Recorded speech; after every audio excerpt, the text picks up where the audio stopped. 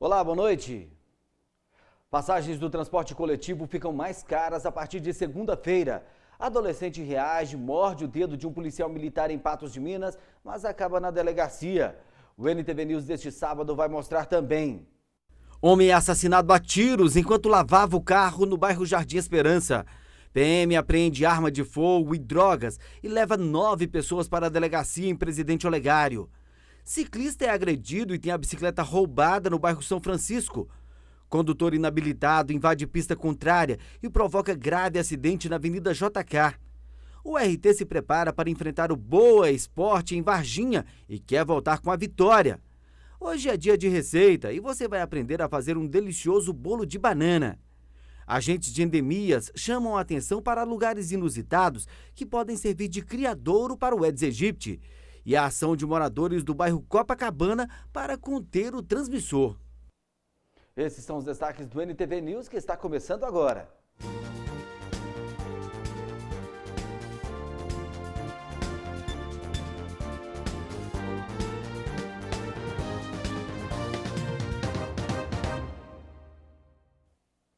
A Polícia Militar de Presidente Olegário apreendeu uma grande quantidade de drogas, arma e munições e levou 9 pessoas para a delegacia nesta sexta-feira. Entre os autores estão pelo menos 3 adolescentes de Patos de Minas. A repórter Simone Marques acompanhou a ação dos policiais e traz as informações. Foi por volta das 5h30 da tarde que a Polícia Militar de Presidente Olegário recebeu uma denúncia de disparos de arma de fogo no bairro Saltador. De imediato nós deslocamos com 4 equipes policiais. No bairro em si, na Praça do Quiosque especificamente, não localizamos nenhum infrator. Só que depois denúncias anônimas falavam que eles estavam numa rua no mesmo bairro. Nessa rua nós localizamos a residência e com a permissão de um deles que diz que é a casa deles, né, adentramos a residência, localizamos 6 menores, grande porção de maconha, um revólver e 10 munições de calibre 32. Durante as diligências, esses menores falaram, não, realmente quem efetuou o disparo não foi a gente, foi um outro pessoal que a gente está com uma rivalidade por causa de tráfico de drogas. Aí nas diligências, próximo ali uns 5 quarteirões, nós também localizamos 2 maiores e na casa onde eles haviam uma munição de calibre 28 e mais drogas. Nas casas rivais, foram apreendidos quase 2 quilos de maconha prensada, 26 gramas de cocaína, 13 gramas de crack, um revólver calibre .32, 10 munições calibre .32, uma munição calibre .28, um coldre e um relógio. 7 adolescentes de 16 e 17 anos de Patos de Minas e Presidente Olegário foram apreendidos. Esses menores, 7 menores e os 2 maiores já estavam sendo monitorados pela Polícia Militar. Nós tivemos alguns roubos em Presidente Olegário no início do ano e havia denúncias de que eles estariam envolvidos.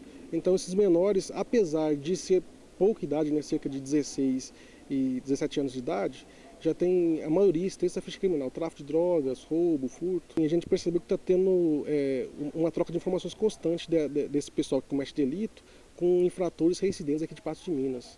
Então a gente está monitorando e observando essas situações. Os pais dos menores de Patos de Minas, apreendidos na ação policial, ficaram surpresos sobre o paradeiro dos filhos. Houve um certo espanto dos pais dos responsáveis, né?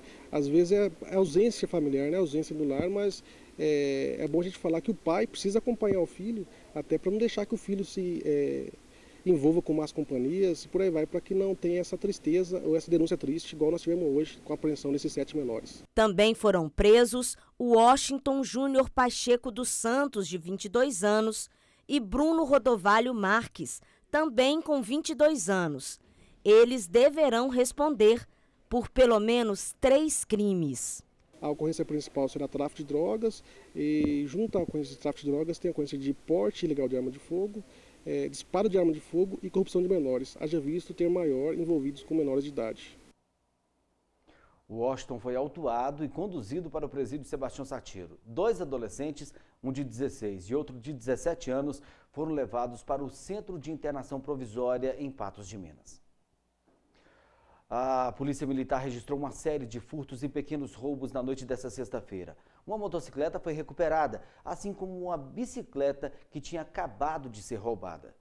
Na madrugada deste sábado, algumas ocorrências de roubo em Patos de Minas foram registradas pela Polícia Militar. Uma delas aconteceu na rua Sérgio Pereira, no bairro São Francisco. De posse de um guidão de bicicleta e um facão, um jovem agrediu a vítima, deixando ferimentos diversos e depois levou a bicicleta dela. A Polícia Militar foi acionada e iniciou os rastreamentos, localizando o suspeito com a bicicleta roubada. Ele foi preso e a bicicleta recuperada. A vítima foi encaminhada ao pronto-socorro do Hospital Regional Antônio Dias. Em outra ocorrência, um jovem roubou, usando de violência, R$4 de uma vítima em Patos de Minas. A seguir, no NTV News, você vai ver que o mosquito da dengue pode se proliferar nos lugares mais inusitados. E o grave acidente na Avenida JK, que deixou 3 pessoas feridas nesta tarde.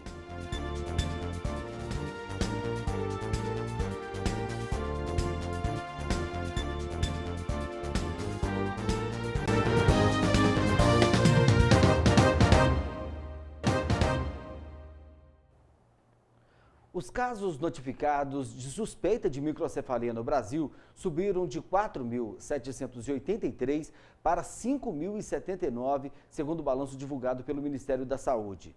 Desse total, 3.852 ainda são investigados. 462 foram confirmados como microcefalia e 765 deles a doença foi descartada. De acordo com o Ministério, 41 casos confirmados de microcefalia têm relação com o vírus da Zika, contra 17 casos do balanço anterior de 2 de fevereiro. Como todos sabem, o Zika vírus também é transmitido pelo Aedes aegypti e o combate a esse mosquito depende de cada pessoa. Na reportagem a seguir, você vai ver que o transmissor escolhe os lugares mais inusitados para se proliferar. O combate à dengue, à chikungunya e ao Zika vírus depende da atenção de cada morador. Isso porque os criadouros do mosquito Aedes aegypti, transmissor dessas doenças, está presente nos lugares mais inusitados. Uma tampinha de garrafa jogada no quintal pode fazer um estrago. Curiosamente, de uma tampinha daquelas garrafas PET, podem nascer até 10 mosquitos. Ou seja, uma tampinha pode fazer um estrago muito grande na saúde da sua família. Vaso sanitário em desuso, geladeira e até aquários com peixes podem servir de criadouros para o mosquito Aedes aegypti. É importante fazer a manutenção e a limpeza dos aquários sempre, porque o que acontece? Não são todas as espécies que se alimentam da larva do mosquito.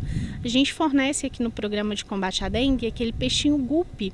Ele se alimenta da larva do mosquito, então a gente fornece ele para estar sendo colocado em coxos de animais, em fontes ornamentais, em bolsões de água, para estar prevenindo dessa forma o aparecimento do mosquito. Aquela bandeja de água que tem atrás da geladeira, na parte de baixo, pode ser um criadouro sim, se não fizer manutenção dela semanalmente, é perigoso. Vaso sanitário em desuso, às vezes tem um banheiro lá no fundo da residência que é pouco usado, pelo menos 2 vezes por semana vá até lá, dê descarga e mantenha aquele vaso tampado, pois ele também pode ser um possível criadouro. Cuidado redobrado com as plantas. Com relação às bromélias, Suelene explica que é mito a informação de que essas plantas liberam uma toxina que mata a larva do Aedes aegypti. Isso é um mito, gente. É muito importante a gente ficar atento quanto às bromélias. Temos encontrado cada vez mais criadouros nas bromélias, então vamos ficar atentos. Quer ter uma bromélia na sua residência, plante ela em um vaso e coloque ela em algum lugar que não vá tomar chuva. Quando for água, apenas a raiz. Não plante bromélias em jardins, porque é um possível criadouro sim, e é preocupante a situação. A imagem mostra uma dessas plantas tomadas pelo transmissor. Água sanitária pode ajudar no combate às larvas. Pode fazer sim uma solução de água sanitária para estar aplicando nela, mas é muito importante tomar bastante cuidado, pois a bromélia ela forma uma espécie de copinho no meio dela, então é muito difícil estar retirando daquela água dali. Os órgãos de saúde estão orientando as pessoas a tirarem 10 minutos por semana para combaterem o mosquito. Esse panfleto é muito importante, ele vem para auxiliar os moradores mesmo a estarem fazendo um trabalho de prevenção e combate ao Aedes aegypti. O que é a sugestão? Que cada morador tire 10 minutos da sua semana e faça uma vistoria no seu quintal, nas dependências da sua residência, para remover todo e qualquer possível criadouro que possa ter nele. Dentro do panfleto tem alguns esclarecimentos sobre o processo do ovo, larva e da transformação em mosquito, algumas imagens de possíveis criadouros, e aqui ao final dele a gente tem uma tabela. Essa tabela é bem interessante porque semanalmente o morador pode estar conferindo cada item, sua caixa d'água, vasos de planta e todos os demais itens, e ir colocando o ok aqui embaixo para ter um controle. É muito importante todos juntos fazermos mesmo um trabalho de formiguinha para manter esse mosquito Aedes aegypti longe das nossas casas. A TIM Celular foi condenada pelo Poder Judiciário a pagar R$ 863.612,77 para reparar danos morais coletivos devido à prática de venda casada, que obrigava consumidores a adquirirem um aparelho telefônico ao contratar um serviço de telefonia fixa. A sentença condenatória, que não admite mais a interposição de recurso, é resultado da ação civil pública ajuizada pelo Ministério Público de Minas Gerais por meio da 14ª Promotoria de Defesa do Consumidor de Belo Horizonte, em 2010. O Ministério Público pleiteou o imediato pagamento do dano moral coletivo em favor do Fundo Estadual de Proteção e Defesa do Consumidor. De acordo com a sentença, a operadora também deverá comprovar, dentro de 30 dias, a venda isolada do serviço de telefonia e do aparelho telefônico, com a demonstração de preços na forma de aquisição isolada e conjunta. Um condutor inabilitado provocou um grave acidente na tarde deste sábado na Avenida JK. Ele perdeu o controle da direção, invadiu a pista contrária e bateu de frente com um veículo que conduzia uma família. 3 pessoas ficaram feridas. Quem conta os detalhes pra gente é a repórter Michele Marques. Olá, boa noite, Maurício. Foi registrado aqui na Avenida JK, em Patos de Minas, neste sábado, um acidente envolvendo 2 veículos. Aqui ao meu lado, o tenente Paulo César vai nos passar mais informações. Tenente, como que aconteceu esse acidente aqui na Avenida JK? Segundo informações de testemunhas, o condutor de um veículo Honda, ele estava descendo a Avenida JK, sentido ao centro, quando, devido à chuva, segundo ele, acoplanou, perdeu o controle do veículo, passou por sobre o canteiro central da Avenida JK, passou por sobre um veículo Space Fox que estava descendo na pista contrária e, atravessando toda a extensão da pista da contramão, veio parar sobre o canteiro do outro lado. Dentro do veículo Space Fox estavam um casal, uma criança e uma senhora de idade. Devido à forte batida, a criança teve um hematoma considerável na cabeça, a mãe da criança um pequeno corte na perna e a senhora um hematoma também na parte lado direito do rosto. Segundo informações de testemunhas, esse senhor que estava dirigindo o veículo Honda Civic, ele estava em alta velocidade. Aliado à chuva, ele perdeu o controle e literalmente ele alçou o voo sobre o veículo Space Fox que estava descendo. O condutor do veículo Honda, ele não possui habilitação, motivo pelo qual ele foi preso em flagrante delito, porque, segundo o Código de Trânsito, sem habilitação gerou o chamado perigo de dano, ele tem que ser conduzido porque se torna crime de trânsito. E a documentação dos 2 veículos está ok, mas o fato dele não ter habilitação, ele foi conduzido para a delegacia. A gente vai para o intervalo e na volta vamos mostrar os preparativos da URT para a partida contra o Boa Esporte. E vamos ensinar a preparar um bolo de banana sem glúten.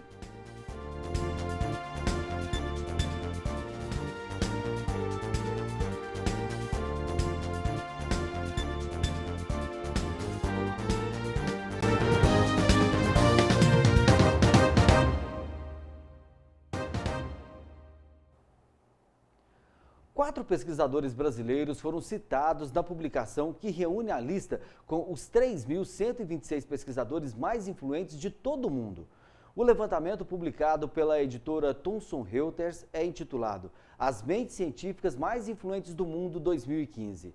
Estão na lista os pesquisadores Ado Jório, da área de Física da Universidade Federal de Minas Gerais, Adriano Nunes, da Universidade Federal de Viçosa, Álvaro Avezum, do Instituto de Cardiologia Dante Pazanese e Paulo Artoxo, do Departamento de Física da Universidade de São Paulo. Agora vamos falar de futebol. O Mamoré não estreou muito bem no Campeonato Mineiro do Módulo 2. A equipe esmeraldina enfrentou o CAP de Uberlândia fora de casa nesta tarde e acabou perdendo o jogo por 1-0. O gol foi marcado no primeiro tempo pelo atacante Dalmo. O Mamoré, além de não ter jogado bem, ainda perdeu ótimas chances. O atacante Evandro desperdiçou um pênalti. Em outro lance, o atacante tirou do goleiro e a bola caprichosamente carimbou as duas traves. O Sapo volta a campo na próxima quarta-feira para enfrentar o Araxá no estádio Bernardo Rubinger de Queiroz. A URT ainda não jogou, o Trovão Azul entra em campo no domingo na cidade de Varginha, onde enfrenta o Boa Esporte. Essa semana, a equipe recebeu 2 reforços importantes para o ataque. Eles ainda não jogam, mas a URT vai em busca da vitória. O último treino antes da viagem para Varginha foi de ajustes na equipe. O técnico Ademir Fonseca cobrou mais atenção da equipe, que anda devendo. Quanto ao Cruzeiro, lógico que nós jogamos como franco atirador, né? E tivemos a felicidade de ter nosso goleiro, uma boa participação no jogo. E nas poucas chances que tivemos umas poucas chances, não tivemos a felicidade de fazer. No jogando de casa, nós fomos para cima do adversário, criamos a maior oportunidade e acabamos sendo penalizados, né? E sofremos ainda um gol contra. Então a gente está no caminho certo, precisa um pouco de tranquilidade na hora de fazer os gols, porque quando você não faz os gols também é uma falha, né? E é uma falha que às vezes acaba acarretando no prejuízo lá atrás. Então a gente precisa ter tranquilidade, ser uma equipe coesa na defesa, compacta no meio, mas também ser completamente eficiente na frente. É o que está faltando para nós. Mas o técnico não deverá fazer mudanças na equipe. Ele gostou da atuação do time nos 2 primeiros jogos, apesar do tropeço diante do Vila Nova. Um dia onde nós tivemos as maiores oportunidades para fazer os gols e não tivemos a felicidade de fazer. E nós temos que buscar fora aquilo que deixamos fugir dentro de casa. O adversário é difícil, o campo lá é de boa dimensão, de boa qualidade. O adversário também não é um adversário de qualidade, mas nós precisamos fazer o nosso papel de buscar fazer o resultado fora de casa diante da dificuldade que nós encontramos no último jogo em casa. A derrota em casa faz com que a equipe busque pontos fora e o time está confiante. Está trabalhando forte durante a semana, pensando na equipe do Boa, sabemos da dificuldade que vamos enfrentar lá, mas com todo respeito ao Boa Esporte, a gente vai impor nosso ritmo a todo momento e é isso que o professor Ademir está nos pedindo. O treino desta sexta-feira também teve novidades. Os atacantes Nadson e Rafael Magalhães foram apresentados e já começaram a treinar. Eu faço bem pivô, brigo bem ali na frente, procuro sempre estar girando para chutar, se precisar na marcação também, sempre. E a minha expectativa é a melhor possível de chegar aqui, ajudar meus companheiros, fazer gol. Nadson tem passagens pelo Vitória, Corinthians e pelo futebol do exterior e pode ajudar muito a equipe. Fui muito tempo fora do país, praticamente 9 a 10 anos fora do país. Graças a Deus fui bem onde eu passei. E aqui com certeza não vai ser diferente. Acho que a gente que é profissional e trabalha certo, trabalha de cabeça erguida, pode ter certeza que a gente vai ajudar de alguma forma. A URT embarcou na manhã deste sábado para Varginha. O time vai em busca da vitória. A gente tem criado, a gente tem compactado, o que está faltando para nós é a última bola. A gente não tem sido feliz na hora da conclusão e nós precisamos melhorar esse fundamento. E agora é hora de receita aqui no NTV News. A nossa dica de hoje é um delicioso bolo de banana sem glúten.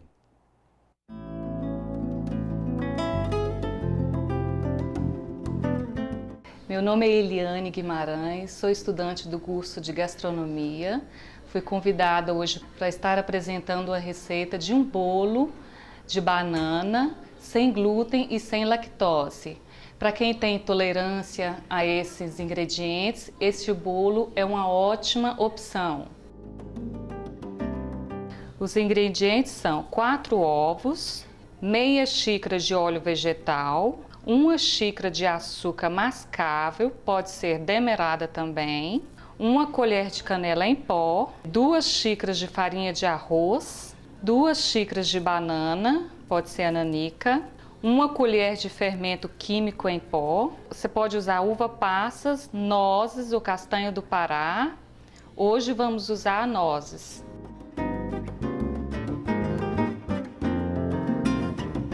Colocando os ingredientes no liquidificador.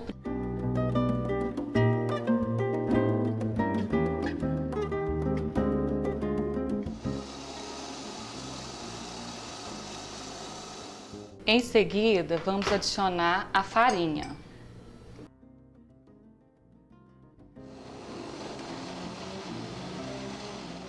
Em seguida, podemos adicionar no bowl com a banana já. Aqui damos uma mexida, que a banana já está aqui na massa. Delicadamente. E em seguida, vamos adicionar as nozes. Ela fica uma massa bem escura por conta da açúcar mascavo. Agora vamos adicionar o fermento, que é o último ingrediente da receita. Delicadamente também vai envolvendo o fermento. Seu forno já tem que estar pré-aquecido a 180 graus. A assadeira tem que estar untada e enfarinhada com a farinha de arroz, porque não pode ser com a farinha branca, porque nós estamos fazendo uma receita sem glúten.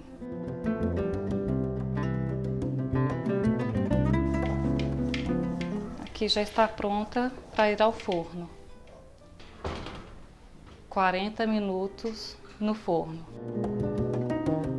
Esse é o nosso bolo pronto, um bolo simples de fazer, muito saboroso. Receita fit aí, é uma ótima pedida. Espero que todos gostem.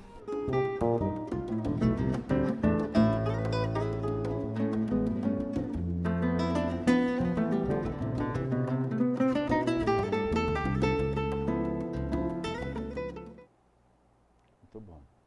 Daqui a pouco no NTV News você vai ver a apreensão de um adolescente que reagiu e mordeu o dedo de um policial e o assassinato de um homem de 38 anos no bairro Jardim Esperança.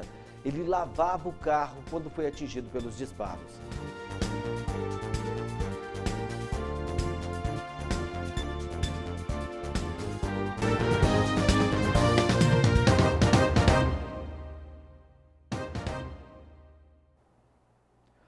O comércio brasileiro registrou o fechamento de 95.400 lojas no ano passado, de acordo com a Confederação Nacional do Comércio de Bens, Serviços e Turismo.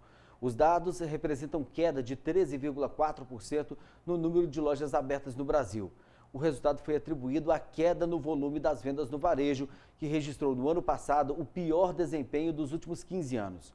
O estudo levou em consideração apenas os estabelecimentos comerciais que têm pelo menos um funcionário com registro em carteira. Os 4 meses de greve dos médicos peritos do INSS no ano passado ainda afetam a vida dos segurados que precisam fazer a perícia. Desde o fim da paralisação em 25 de janeiro, o agendamento para o exame em boa parte do Brasil pode levar até 5 meses de espera. Em Montes Claros e outras cidades do Brasil, os médicos peritos do INSS voltaram aos trabalhos em 25 de janeiro. Segundo a Associação Nacional dos Médicos Peritos, 2 milhões de perícias deixaram de ser feitas em todo o Brasil durante a greve. Um homem de 38 anos foi assassinado a tiros na noite desta sexta-feira em Patos de Minas. Ele lavava o carro na porta da casa da mãe quando o atirador se aproximou e efetuou diversos disparos. O homem chegou a ser socorrido pelo SAMU, mas não resistiu aos ferimentos. O corpo de Vander da Silva Mateus, de 38 anos, conhecido como MC Vandão, ficou caído ao solo, bem ao lado do carro conversível. Ele foi atingido por vários disparos de arma de fogo por volta das 8 horas da noite, bem em frente à casa da mãe dele, enquanto lavava o carro na rua Xingu, no bairro Jardim Esperança. As informações colhidas com populares aqui é que ninguém sabe, ninguém viu. Só viu os disparos de arma de fogo e já chegou ele e encontrou ele caído ao solo. A perícia compareceu ao local e recolheu 7 cápsulas de pistola 9mm e mais um projétil. O cantor de rap chegou a ser socorrido, mas não resistiu aos ferimentos. A unidade do SAMU recolheu ele e levou ele para o hospital Janaica, sendo constatado o óbito posteriormente. Vander estava morando nas casas inacabadas no bairro Jardim Esperança 4 e chegou a dar entrevista à nossa equipe, falando da necessidade de moradia para ele e os 7 filhos. Muita gente disse que não queria essas casinhas aqui porque é uma caixinha de fósforo. Mas eu tenho 7 palitinhos de fósforo, tá? Um palitinho aqui, outro palitinho aqui, que quer estar dentro de uma caixinha de fósforo. Tá? A nossa conduta tange pela simplicidade, então nós estamos pedindo socorro. Nós não damos conta de pagar aluguel. Vander tinha várias passagens pela polícia e já cumpria pena por homicídio. A motivação do crime ainda é desconhecida. A princípio ainda não foi apurado nada a respeito, porque tendo em vista as passagens que ele tem, a ocorrência vai ser repassada para a Polícia Civil, que dará prosseguimento nas investigações. Muita gente compareceu à porta da casa da mãe de Vander, que precisou de atendimento médico. A mãe dele, se encontra em estado de choque, que não é para menos, perdeu o filho nessa situação, e ela foi recolhida e levada a receber atendimento médico. No painel do carro, a foto dele e de 6 dos 7 filhos, que sempre o acompanhavam nos shows e na luta por uma moradia. Você quer continuar aqui? Quero. Por quê? Porque aqui é bom. Você tem lugar de ir se você não morar aqui? Não. Vandão compôs vários raps pedindo paz, mas a violência calou a voz dele para sempre. Se você prega paz, irmão, chega aí. Quantos otários que morrem de graça. Aposente ou então, camarada, violência basta. Pratique a paz, véi. Que essa violência... E a Polícia Militar teve trabalho para conduzir um adolescente para a delegacia neste sábado. Ele reagiu e chegou a morder o dedo de um policial. A repórter Michele Marques traz informações para a gente. Michele. A Polícia Militar realizou um mandado de busca e apreensão nessa tarde de sábado e um dos policiais acabou sendo agredido por um menor de 13 anos. Aqui ao meu lado, o sargento Valmir vai nos passar mais informações dessa ocorrência. Nós deslocamos para a Rua dos Boiadeiros para cumprir o mandado de busca e apreensão. E assim que a gente chegou na residência, próxima à casa desse autor que a gente ia cumprir o mandado, havia várias pessoas, inclusive alguns com embriaguez, alguns embriagados. E no momento que a gente foi conversar com a genitora do rapaz, do autor que a gente ia dar busca na casa dele, esse menor, sem mais nem menos, começou a xingar e desacatar os policiais. Ele tem 13 anos, não é parente do autor da residência que seria abordada, e sim vizinho. A gente não sabe o motivo, ele começou a desacatar, a fazer xingamentos contra a mim e os meus colegas. E no que a gente foi fazer a condução dele para a viatura, ele agressivo veio a morder a mão de um dos nossos colegas. Sargento, ele foi encaminhado aqui para a delegacia de Patos de Minas e quais que serão as próximas providências tomadas? A gente encaminhou ele à delegacia, vai ser feito o boletim de ocorrência e ele será entregue a um responsável. Sargento, esse menor ele possui passagens para a delegacia? Não é a primeira vez dele, ele não tem passagem, porém o pai dele tem passagem, a irmã tem, o cunhado tem, o tio tem, o primo tem, e eu acho que ele está querendo ir no mesmo caminho. Nós vamos fazer mais um intervalo e na volta vamos mostrar a mobilização dos moradores do bairro Copacabana para combater o mosquito Aedes aegypti. Eles fizeram um mutirão para conter os criadouros do transmissor.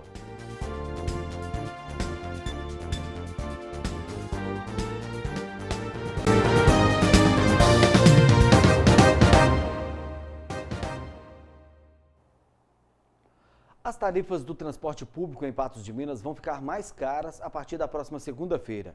Em comunicado neste sábado, a concessionária do serviço de transporte coletivo informou que a passagem terá aumento de 30 centavos, passando para R$ 2,80. Para o pagamento com o cartão eletrônico Andifácil, o usuário terá desconto e pagará R$ 2,40 pela passagem.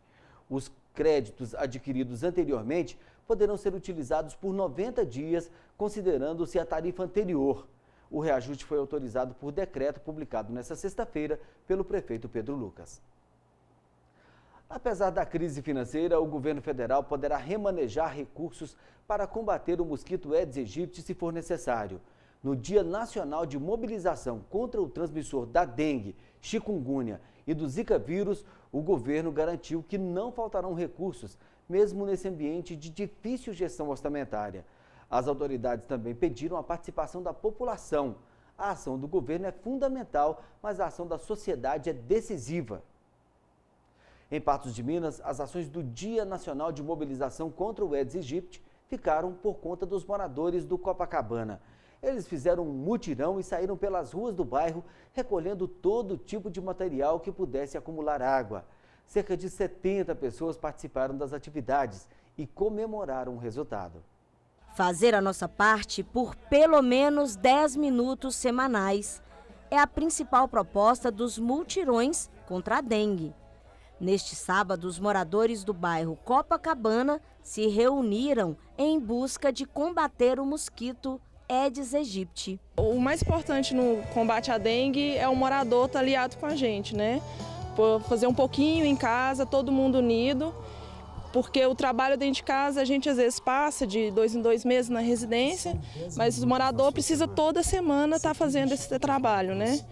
E a gente está fazendo esse trabalho de conscientização, passando para o morador o que ele tem que fazer, para ele estar fazendo certinho mesmo quando o visitador não estiver indo na residência. Os moradores compareceram e sabem da importância de somar forças para combater o mosquito transmissor da dengue, chikungunya e zika vírus. O bairro já tem casos de dengue e por isso é importante fazer o dever de casa. Esse ano já teve um caso de dengue, inclusive na mesma casa já tiveram 3 casos de dengue em 9 meses. E faz parte do nosso projeto também esse informe epidemiológico. Nós vamos passar para toda a população através do grupo do WhatsApp e para chamar um pessoal da Secretaria de Saúde para fazer o bloqueio. Então, o nosso projeto ele não se resume apenas em mutirão. Uma parte muito importante dele é o checklist, para a pessoa tirar 10 minutos no sábado para dar a faxina. Nós vamos frisar bastante essa parte.